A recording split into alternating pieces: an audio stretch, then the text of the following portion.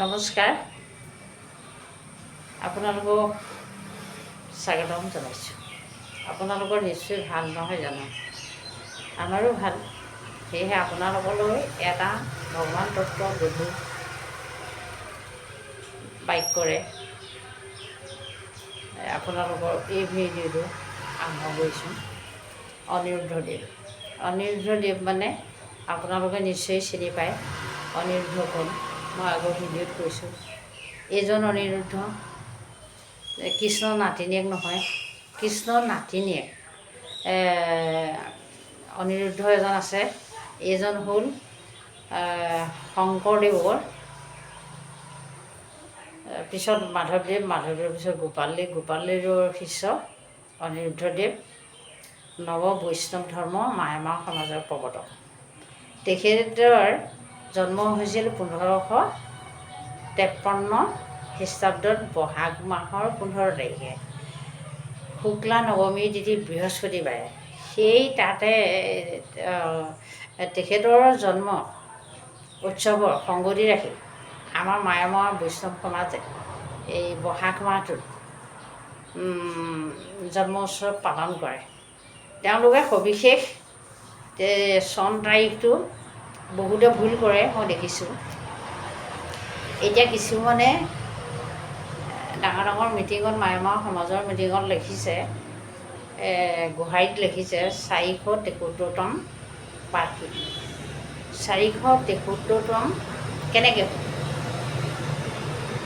1553 খ্ৰীষ্টাব্দত হ'লে এতিয়া 2025লৈকে হয় 472তম। সেয়েহে আমাৰ এই সদাশয় ব্যক্তিসকল বা ধৰ্ম ভুৱা মাৰি কিছুমান কাম কৰিবলৈ যাওঁতে সেই কথাখিনি খৰচি মাৰি জানিব লাগে। এতিয়া অনিৰুদ্ধদেৱ বুলি কওঁতে আমি কৃষ্ণৰ নাতিনীয়েকৰ কথা ক'বলৈ যোৱা নাই। কৃষ্ণৰ নাতিনীয়েক আছিল অনিৰুদ্ধ, পদুন্ন পুতেক। তেওঁ বান ৰজাৰ জীয়েক উষাক বিয়া পাতিছিল বুলিয়ে ক'ব লাগিব, গন্ধৰ্ব বিবাহ। কিন্তু তাত সেই গন্ধৰ্ব বিবাহখনতে হৰিহৰ যুদ্ধ যেতিয়া লাগিছিল, তেতিয়া এই শোণিতপুৰ বান ৰজাক নগৰখন তেজেৰে ৰাঙলী হৈছিল। সেইকাৰণে তেতিয়া তেজপুৰ নাম ৰাখিলে। তেজপুৰ নামটো কিয় ৰাখিলে আপোনালোকে নিশ্চয় গম পাইছে চাগে। এতিয়া মই কওঁ অনিৰুদ্ধদেৱৰ ওপৰত। অনিৰুদ্ধদেৱ হ'ল মায়ামাৰ বৈষ্ণৱ সমাজৰ ধৰ্ম প্ৰৱৰ্তক শীৰ্ষজনা গুৰু। তেখেতৰ জন্ম ধলপুৰ বালিকুচি গাঁৱত পঞ্চপুৰৰ মাজত।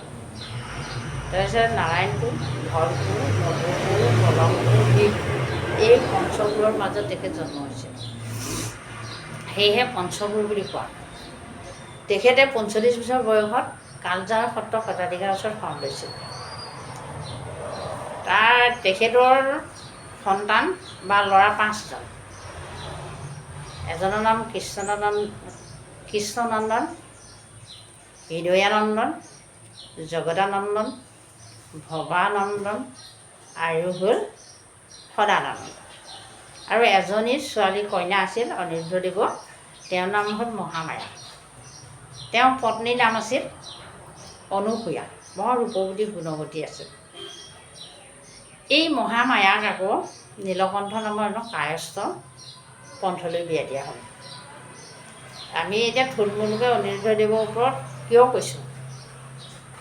আমাৰ যিখিনি বৈষ্ণৱ মায়ামাৰ সমাজৰ ভক্তপ্ৰাণ আছে, তেখেতসকলে সবিশেষ জন্ম তাৰিখটো নাজানে। আৰু সেই জন্ম তাৰিখৰ সংগতি ৰাখি নৱবৈষ্ণৱ ধৰ্ম প্ৰচাৰ মায়ামাৰ সমাজৰ লোকসকলে বহাগ মাহটোত তেখেতৰ জন্ম উপলক্ষে ভাগৱত পাঠ কৰে আৰু গোপিনীসকলে নাম লয়। আৰু লগতে ভগৱান শ্ৰীকৃষ্ণ নৱম অৱতাৰ বৌদ্ধ জন্ম হোৱাৰ কাৰণে এই বহাগ মাহটো বৰ পবিত্ৰ মাহ হিচাপে নাম লোৱা হয় বা ভাগৱত পাঠ প্ৰচলন কৰা হয়। এই অন্যৰ সমাজত হয় নহয় মই নাজানো, কিন্তু মায়ামা বৈষ্ণৱ সমাজত এই বহাগ মাহটো বৰ পবিত্ৰ মাহ হিচাপে গণ্য কৰা হয়। আৰু অনিৰুদ্ধদেৱে অকল শাস্ত্ৰজ্ঞই নাছিল, তেওঁ কবি আছিল। গীতিকা আছিল, ধৰ্ম সংস্কাৰক আছিল আৰু তেওঁ সমাজ সংস্কাৰকো আছিল। তেওঁ বিভিন্ন গুণেৰে পৰিপূৰ্ণ আছিল। নমস্কাৰ।